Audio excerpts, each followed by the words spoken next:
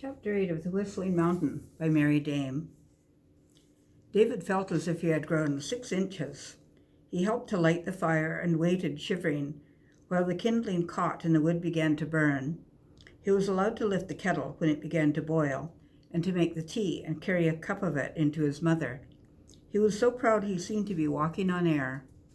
By the time the kettle had boiled again, and he had swallowed 2 cups of cocoa and eaten some of the hot cereal his father had prepared, the wall phone started jangling.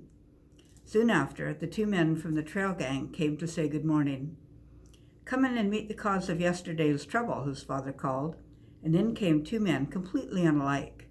One was short and thin. The other was quite the largest man David ever remembered seeing. He wished his father hadn't said what he had about yesterday's trouble.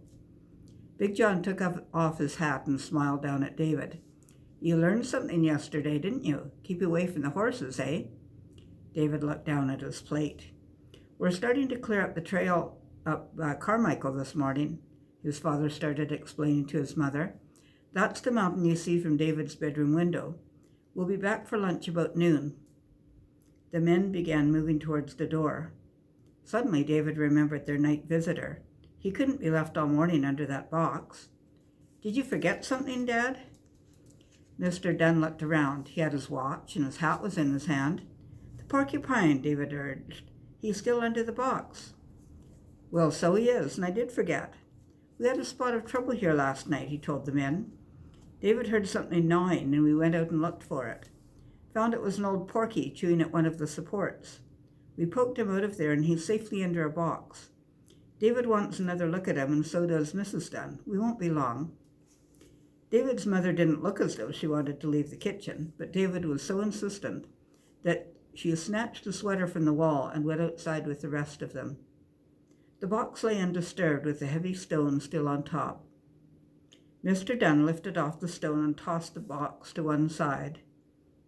David stood poised, ready to run. There was nothing fierce about the brownish-yellow ball that crouched motionless on the ground. "It hasn't any head now," David exclaimed, bending down to get a better look. Big John's laugh boomed out. "He keeps that head of his tucked right down on his stomach, so—" Big John tried to get his own head down somewhere close to his stomach, but he couldn't. "Why doesn't he run?" David puzzled, as the porcupine stayed perfectly still. "He hides like that to keep his stomach safe from the claws of Mr. Bear. Mr. Bear rolls him over. Mr. Bear gets quills in his paws or a slap in the face from Porky's tail. Porky's tail is full of quills, too, and even a grizzly is afraid of it." David tried to see the quills. He frowned in a puzzled way. "The quills are there all right, son, all mixed up with those long bristly hairs. They look like tiny arrows or fishhooks, and they stick and work their way right through even a bear's tough hide. No porcupine throws his quills like some people think, but he can pack a wicked wallop with that tail of his." "I don't see any tail. Which end of him is it on?" Unthinkingly, David reached out one hand to turn the porcupine around. Big John pulled David back out of the way with one quick thrust of his big arm. "Don't you know better than that?" he scolded. "One slap of that tail and your eyes are gone." He sounded very cross. "I wasn't going to touch him," David defended himself, but he was pretty sure that no one believed him. He was relieved to see the men start off. "Why don't you go inside and find that animal book and read all about porcupines?" his mother suggested. "Read it out loud to me while I do the dishes. I've never seen one before either, and it never hurts to learn about these things." David was grateful to her. She hadn't scolded him, and he had almost done another stupid thing. He went into the house and got out the book. "What can I do now?" he asked after he finished reading to his mother. "I wish I could find some other boys. We could play just swell around here." "Well," Mrs. Dunn said thoughtfully, "when we go down to Swiftwater this afternoon, we'll find out if there are any boys your age there, and perhaps you can ask them up for the afternoon now and again. But don't count on it too much. We're pretty far away here, and we'd have to take them home. Now run along outside and see if you can stay out of trouble. I've work to do and dinner to get, for your father will be hungry." David frowned. He was lonely. He wanted to talk to someone else. He wished he could have gone with the men to clear the trails. If they'd let him, he could have gone at least a little way up his mountain. He knew about trails. They had to be kept clear so that tourists could use them, or so that if a fire should start, it could be put out in a hurry. The horses couldn't go through the thick brush and undergrowth, but they could carry heavy loads of equipment over cleared trails. I could lift things off the trail, I know I could, David mused. I could lift some rocks and branches anyhow, and I wouldn't get in the way. I wish people wouldn't keep telling me not to do this and not to do that. He gazed across the valley and up at his mountain. I bet I could climb to the very top of it if only they'd let me. How can I do anything if they won't let me try? It's don't go away from the house, don't go near the horses, don't go off the trail, all day long. How am I ever going to get down to school in September if they won't even let me go part way alone? I'm not really scared of bears. He pictured himself going to school and meeting a great granddaddy of a bear and whistling such a loud and piercing whistle that the bear went tearing off into the brush. But try as he couldn't make even a little whistle come out. He got up from the steps and stretched. The white horse whinnied from the corral, and David lifted up his head and listened. Maybe the horse was lonely too. He could go and feed it an apple if he had an apple, but they'd all been so cross at him that he guessed he'd better stay away from the horses for a while. Well, no one had told him he couldn't go and look for the porcupine. If he found a long stick and poked the porcupine a bit, maybe it would move, and he could see which end was the head and which was tail.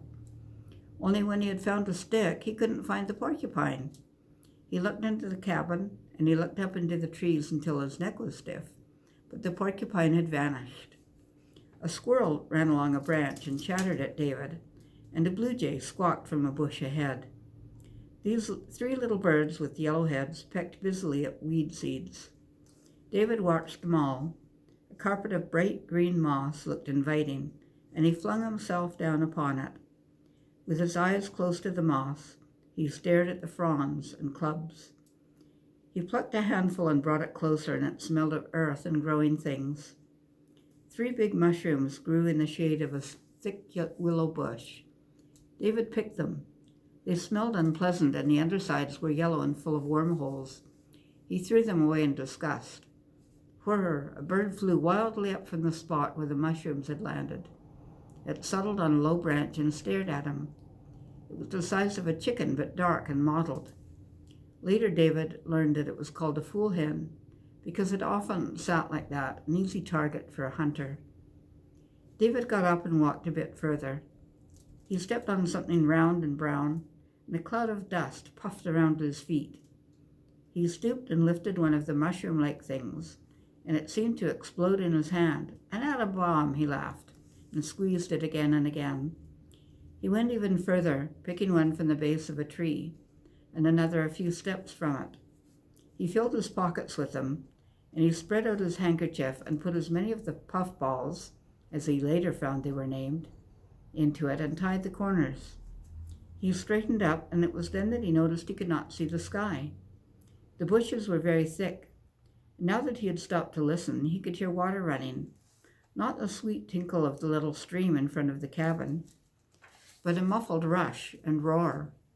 David was confused. He couldn't remember anything like that near the cabin. And then he remembered getting off the train and crossing a wooden bridge over water that sounded like this. David knew he had gone too far. He knew he should turn and go straight back to the cabin, but the temptation to go ahead and find the river was too much. He pushed aside some bushes and started forward. Something else was pushing aside some bushes, and David saw it. He stopped, so frightened that he almost forgot to breathe.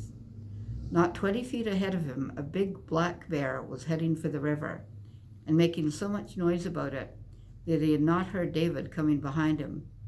And David, his attention elsewhere, had not paid attention to the crash and crackle of the bushes.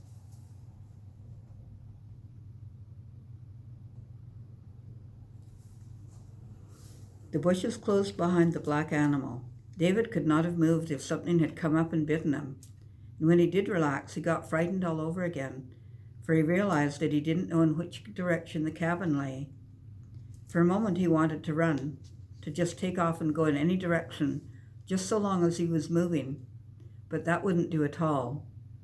Oh, how he wished he could find his father. There was no use calling.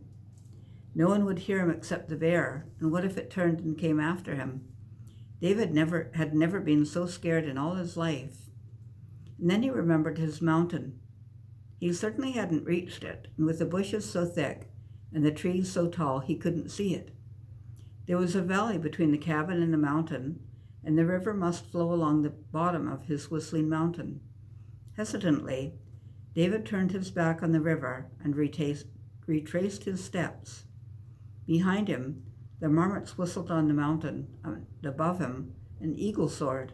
But David was beyond caring. He only wanted to get home. And because he went slowly, he came out just below the corral. "David, David, come and get washed up before the men get back," his mother was calling him, standing on the back step of the cabin and waving her apron. David didn't need to be called twice, and he didn't mention the bear. That's the end of chapter 8.